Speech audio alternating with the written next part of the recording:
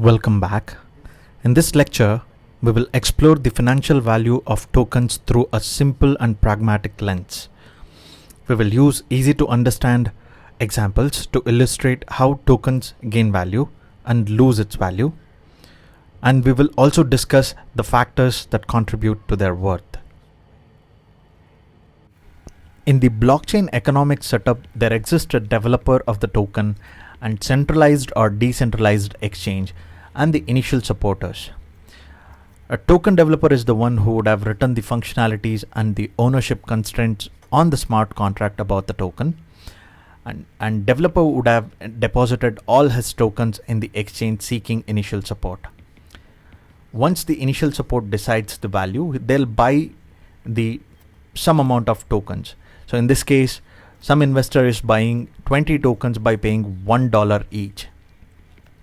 So that in the exchange, there is a $20 liquidity and 80 tokens for the supply. As a developer, I would have introduced burn mechanism to show the initial market soar, so that if I burn 10 tokens, which is 10% of the total token, then one token value will increase its 10% of the total value. So now $1.1 is the total token value. But in the liquidity, only the initial investors' liquidity is available, even if we sell the 10 tokens by certain rules, like you can only sell the first 50% in first few years and so on. So we will get only 10% profit, which is our own profit.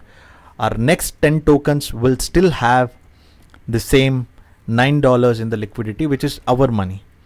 So this is of no use. As an investor, I'm just damaging the whole reputation of the project.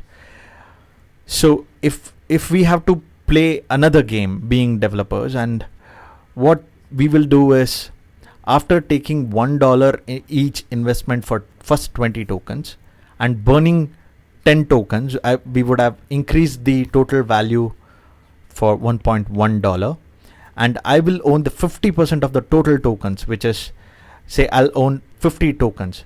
What I'll do is I'll liquidate 10 token values, which is $11, and I'll be damaging the initial supporters' total trust. So the 20 tokens now will be having only $9 liquidity, which accounts to $0.45 each token. So the total crypto value is dipped. So initial investors are on a big loss. In another case, if I am a fair game player, I will use marketing strategies and other strategies, and I'll onboard other user to invest another $11 after burn token. We have only 90 tokens, 20 with the initial investor and 70 in the exchange for 20 liquidity. We will ask another user to buy 10 more tokens for $11. Now in the exchange we have about 60 tokens, and the total liquidity we have is $31. So on the liquidity front, we are at soaring. We have maximum liquidity, which is $31. So obviously now the total token value also increases.